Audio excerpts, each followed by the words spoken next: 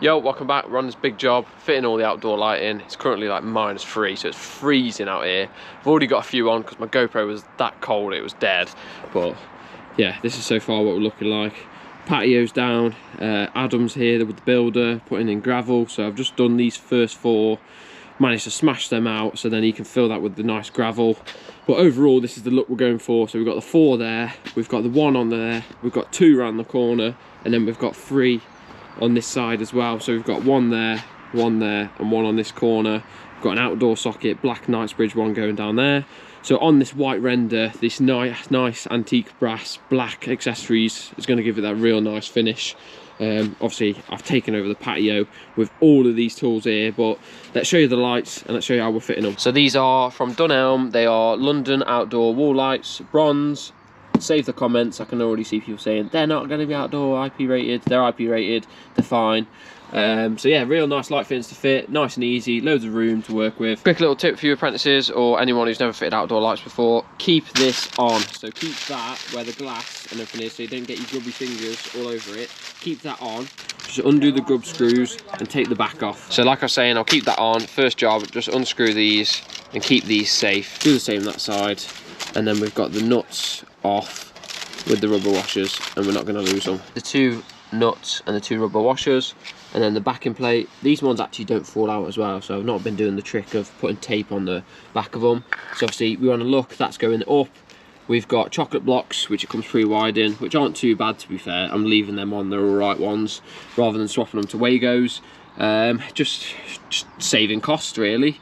No, not really needed here. They're all right chocolate blocks. So I'm piercing the back, and then we'll get this marked up on the wall up there, and there's 4 fixing holes. Now that's the light unboxed, and we've had a little look at how we're going to install it. Top tip tools, so what we're going to be using, little stability level, that is essential really, just for, you don't need a massive one, just a nice little one, pocket size level from the top, that's vital. And then also the marking tools, Marksman's, literally I'd cry if I ain't got one of these in my pocket. Just so handy, just give it a shake, shoot the chalk on the wall, you know exactly where you're drilling. So they're my top 2 tools for this video. We're up here now, the cable's here, just gonna snip off the excess, get that stripped. I know roughly how much I want. It's roughly just about as big as my cutters. I'm leaving extra slack, just as there's loads of room in them fittings, I can just bend it around. So it's always good to just leave extra slack here and there where you can. So I'll get that cut, get that stripped, get that sleeved up, doubled over because it's only a single conductor going into the chocolate block, and then we'll get the mounting plate on here, level it up, use the Marksman. My cable's all stripped, sleeved up. I've got enough there to come into the box, so I can silicone around it. Doubled over, just literally leave extra copper and then double it over using the 7-in-1s.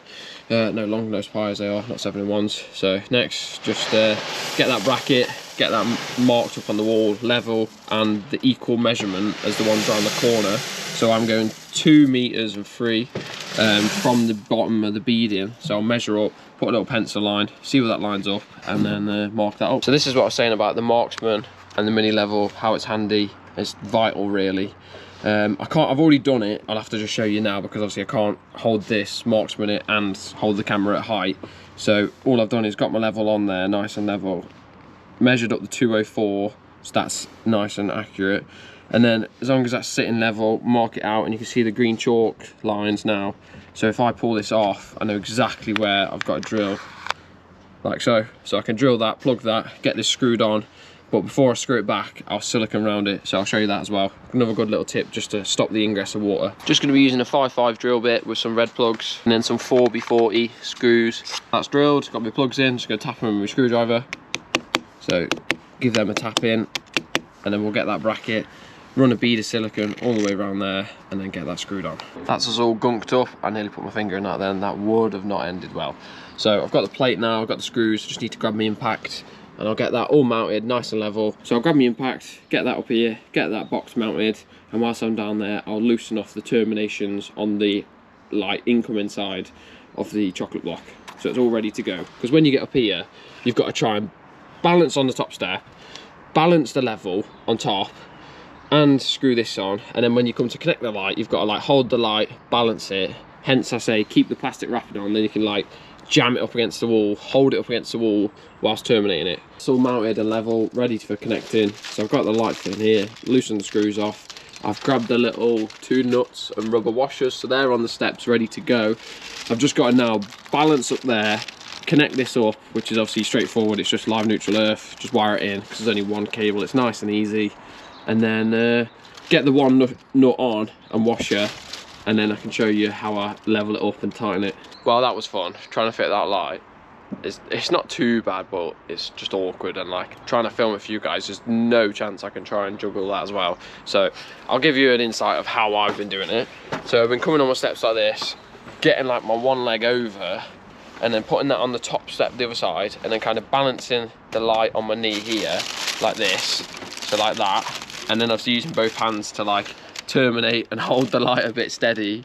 And then when you get the one nut on, you're fine. So now I've got both of them on, I can level it up, put my level back on the top, use my tape measure off the beading on the bottom, making sure I'm 204 to the center of these nuts, so then it's the same, because obviously there's so many lights all the way around, you want it all to look universal when you're at the bottom of the garden, the same height.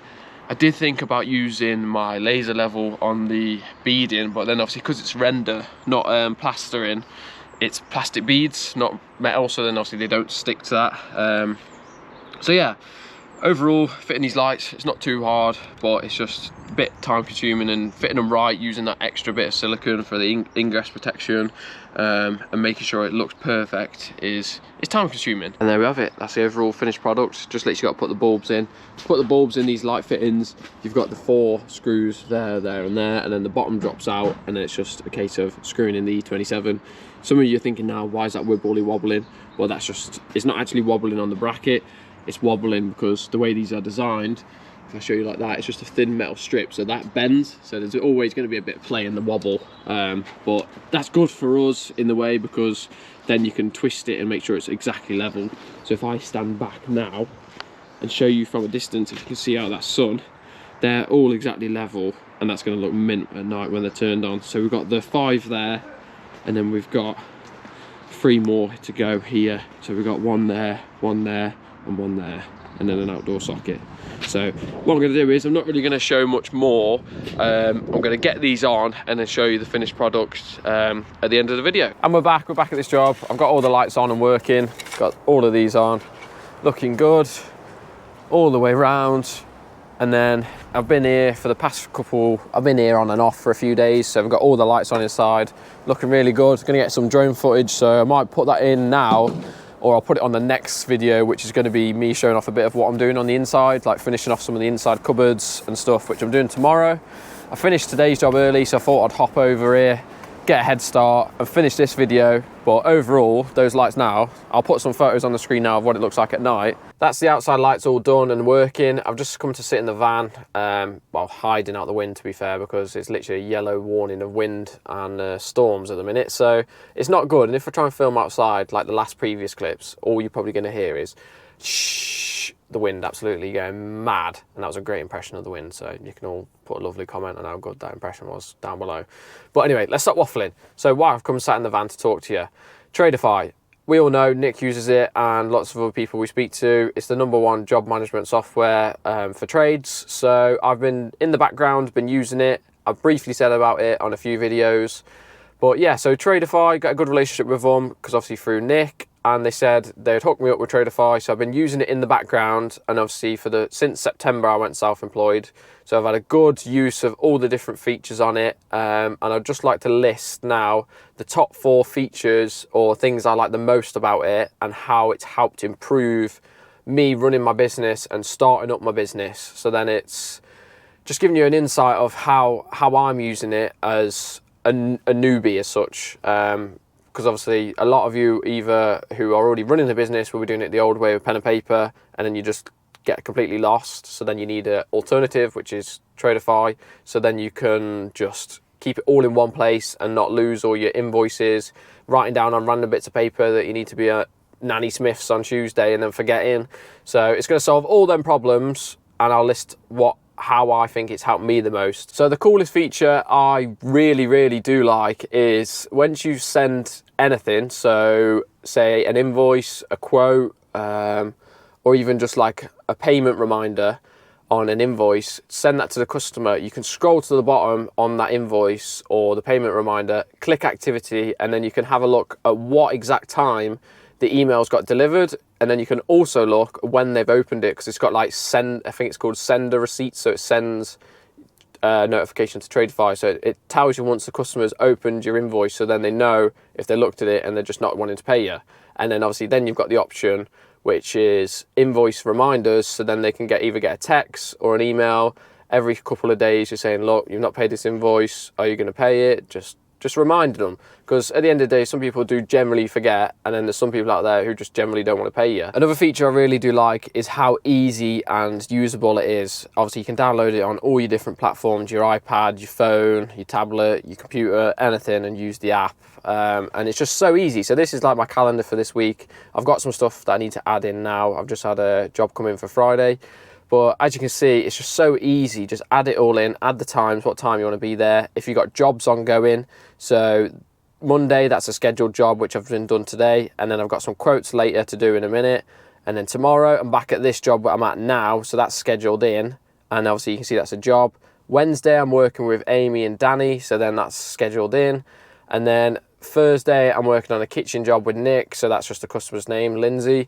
So yeah, it's just so easy to use. And then also feedback I've had from the customers so far, obviously I'd only have a smaller customer base, but is that it's really handy how once it's so simply laid out that when they get their invoice, you can either click the big red button, no, or they can ask a question like anything to do from, oh, can this price be adjusted? Can I knock this off? And then you get the feedback straight away.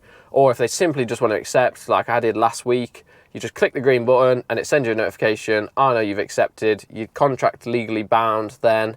So yeah, and then you can set your own terms. So I've set my own terms as such, like payment terms. Fully aware, most of you are thinking now, oh God, he's just saying all this because they've given it him for free, and it's honestly hands down not, because I've been using it for 3 months on my own, and then I've used it, well, for the past 3 years with Nick, and I've seen everyone I know personally uses Tradify. Like I've even got some of the builders I work with on it now, just because of how easy it is, and they were just stuck in the ways of pen and paper, which is just, it's just, I understand that's the only thing they could use back in the day, whereas now there's Tradify. So Tradify are hooking you up with 50% off for the first 3 months if you use code Adam, and there'll be a link in the description of this video of where you can sorry, I'm just doing my hair. So yeah, there'll be a link in the description where you can go and sign up and give it a go. To top it all off, if you're still a bit on the fence and undecided of whether it would be for you, Tradify, then they do have a free trial option for 7 days, I believe. So you can give it a go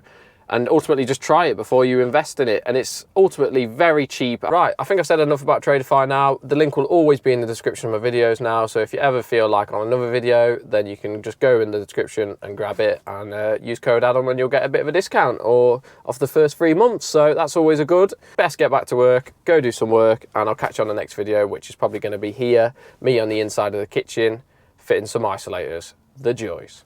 Catch you on the next one. Bye.